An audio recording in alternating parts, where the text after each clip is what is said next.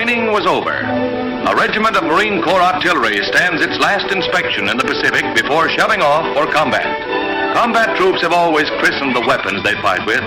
So when an Iron Lady named 105mm howitzer model M2A1 answered roll call as Glamour Gal, she wasn't just part of another section in G Battery anymore. 10 men and a gun had become a team of 11.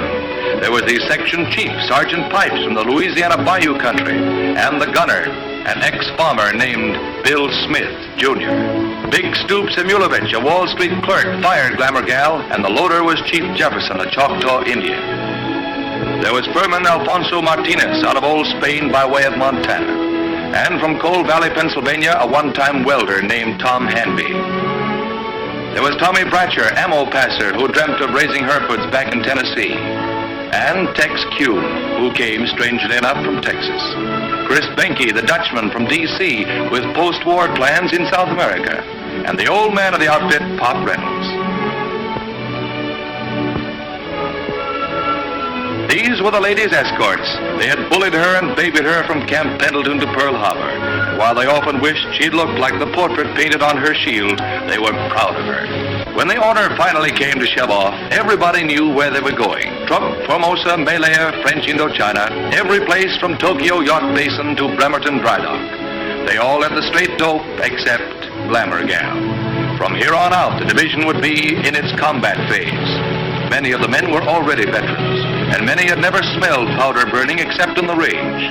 The guns were arsenal tested and tried in the field, but the ultimate proving ground of men and guns together would be the battlefield, the secret destination sealed in the fighting orders of the task force. Down in the stuffy hold of a transport, the artillerymen were just passengers, bored, breathing last week's air, and reading the print of last year's magazines, swapping lies about their hometown girlfriends, and comparing the artistic merits of oceanside tattooing with that of Honolulu. But mostly they wondered where they were going. One morning they found out. The captain gave them the scoop, showed them their objective. It was the island of Iwo Jima in the volcano group, a godforsaken rock somewhere between the devil and the Dutch East Indies. He showed them Green Beach, where George Battery would go in. He showed them where Glamour Gal would fire her first shot in anger. He showed them where some of them would die.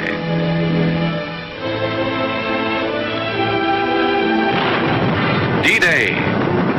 Iwo had already gotten the roughest preparatory rub-down of any spot in the Pacific, but it still crawled with Japs, and it looked like the first wave was going to have to fight with its feet wet.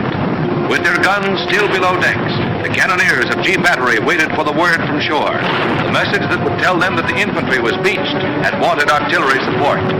Following the debarkation plan, Sergeant Pipes and half the crew went in with Glamour Gal in an amphibious truck, while the rest of the section clambered down the scramble nets into landing craft.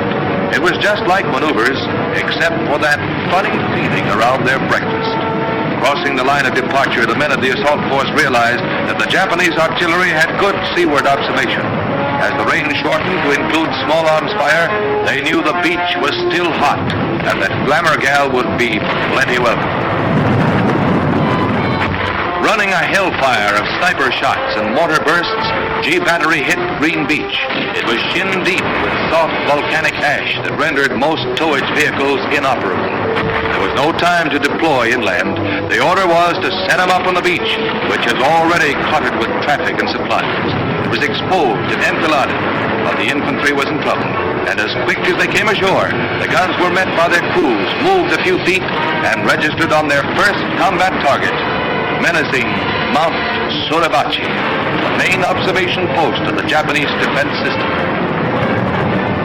Glamour Gal fired her first shots like a veteran. There wasn't much to it, no mathematical searching for an invisible target. She rifled them right over the heads of the infantry, almost point-blank range. The whole battery was in there pitching, and up on the rock, the Japs could practically look down our barrels and read the fuse settings.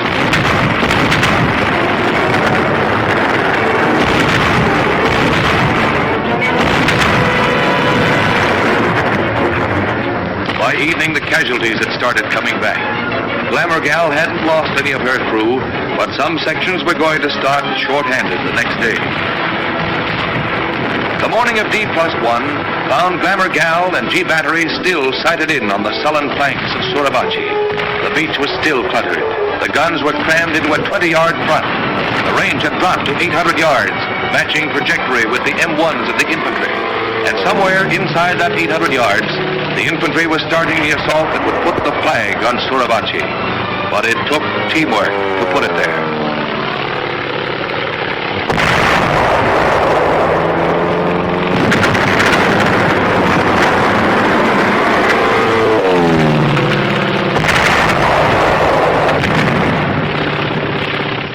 As the firing data reached her pit, Glamour Gal slammed her 33-pound projectiles into the caves and ledges of the big rock.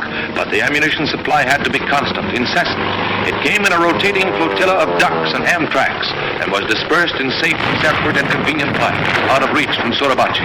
There was more fire pouring into that extinct volcano than ever came out of it when it was active. The mountain fought back. But gradually the planes and ships and guns filled out the battle pattern that would end with Mount Suribachi once again, an extinct volcano.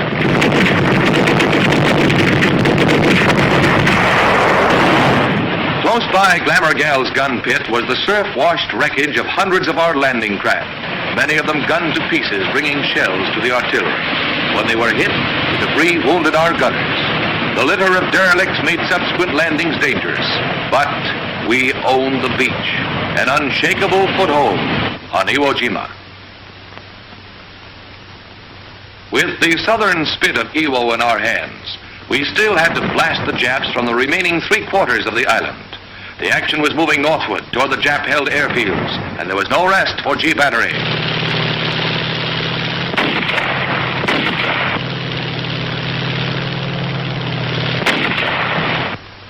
No place on the island was safe from the searching Jap fire, so Glamour Gal had to be dug well in her new position. The men moved cautiously because the sniper fire was heavy, and besides, the infantry was waiting. A change of positions meant an uneasy lapse in artillery support. The firing lag had to be kept to the absolute minimum.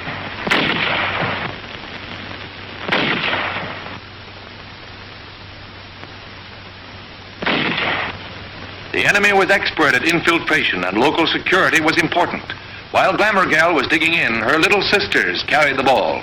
Traditional to the Marine Corps, the highly mobile 75mm pack howitzers delivered continuous fire to the north in the face of heavy losses from Jap counter-battery fire.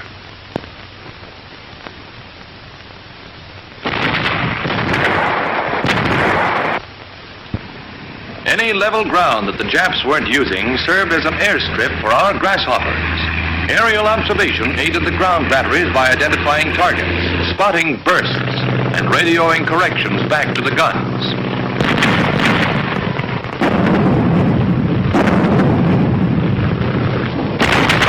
At the southern approach to the first airstrip, another battalion of 105s was set up on Glamour Gal's flank.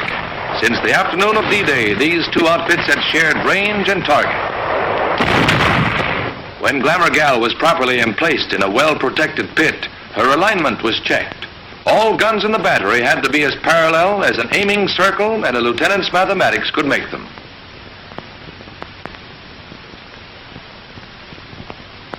Forward observers landed with and deployed ahead of the infantry, spotted a large concentration of Japanese.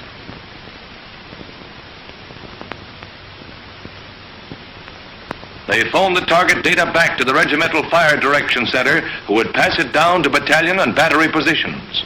From the front to the gun pits, the Japanese troops and installations traveled down the chain of artillery command, acquired a jumble of grids and decimal points, and emerged at G Battery as a fire mission.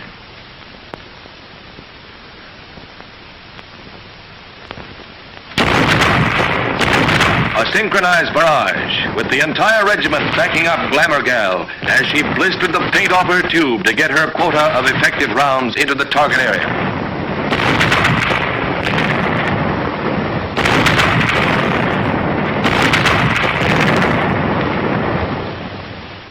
The forward observers kept each section supplied with fire data. On this mission, the gun crews couldn't observe the effect of their own fire, but they knew that within 25 yards of every one of their bursts, no Jap could live.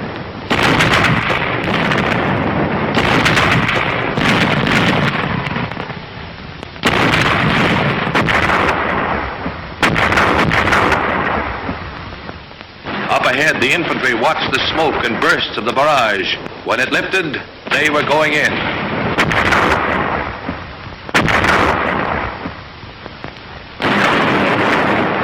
The area neutralized, our riflemen moved in. But the Japs had managed to pull a few of their cliffside guns back out of our barrage. Enemy mortars and artillery were still zeroed in on the path of our advance. Rocket and tank teams delivered direct artillery and flame against the fortified ridges and into the firing forts and embrasures of the Japanese caves.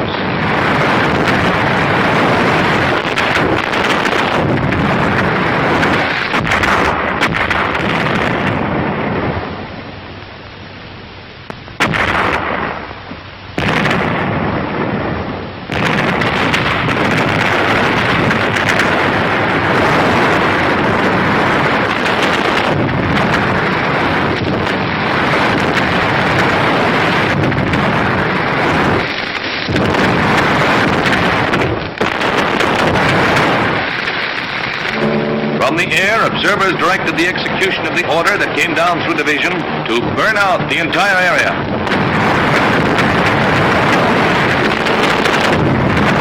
A lull in the fire requests meant no rest for the gun sections.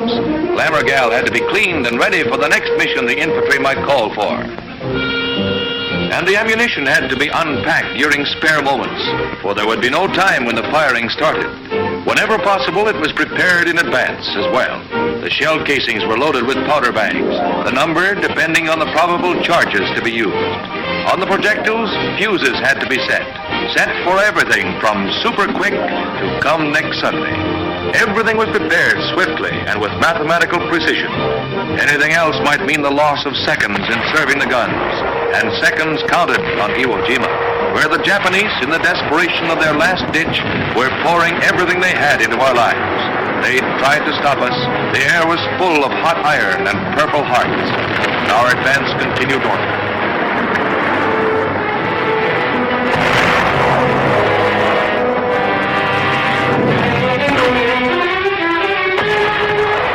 A few days after Glamour Gal had hit the beach, the Corps artillery had landed its 155mm howitzers. Not as fast or as mobile as the 105s, they had greater range and destructive power, and they were just the answer to the long-range Jap coastal guns.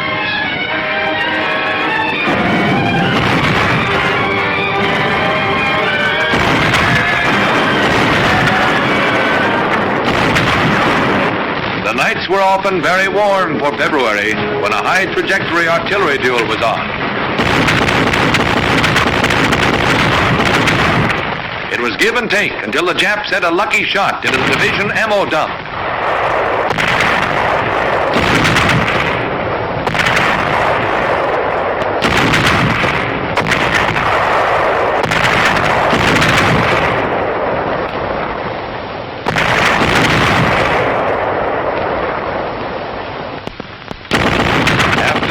Things got strictly high trajectory, and division and corps artillery threw everything but the galley stove and the general's jeep into the Jap battery.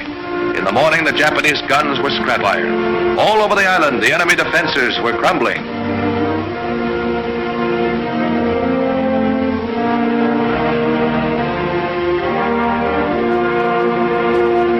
For the first time in almost a month, the artillery could stop to pick up its brass. The campaign was over. After 28 bloody days of fighting, the name of Iwo Jima went into the battle honors of 3 Marine divisions and into the glorious traditions of the United States Marine Corps. Glamour Gal was now a veteran.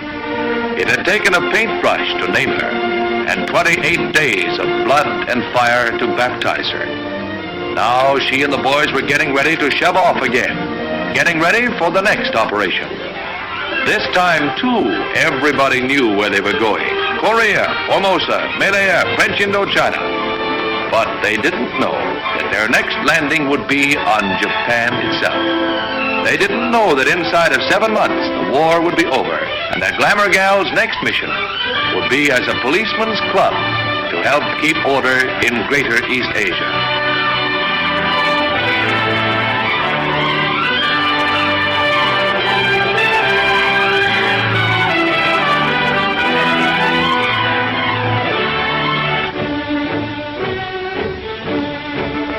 of them would never know.